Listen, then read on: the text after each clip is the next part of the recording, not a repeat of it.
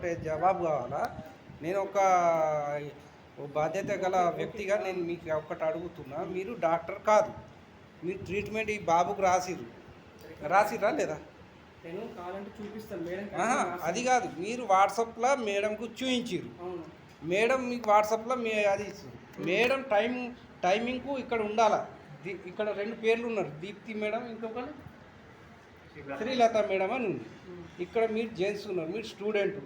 మీరు ఫోన్లో వాట్సాప్లో చూసి రాసినాకల్లా రేపు రియాక్షన్ అవుతుంది. ఈ చిన్న పిల్లలు ఉన్నారు, వీళ్ళకు ఎవరు బాధ్యులు?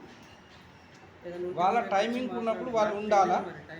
మీకు తెలియదంటే ఇప్పుడు మీరు క్లోజ్ చేసేయాలి, లాక్ చేసేయాలి.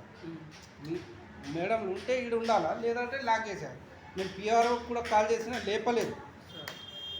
ఇదేంటిది చెప్పు, ఇది బాధ్యతనా?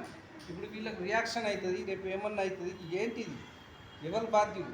నేనైతే మేడం అడిగే రాస్తున్నాను. మేడం రాసింది ఎక్కడో మేడం ఉండి ఇక్కడ డ్యూటీ ఆన్లైన్ చేసుడా లేక ఏమన్నా? అది కాదు కదా, ఆన్లైన్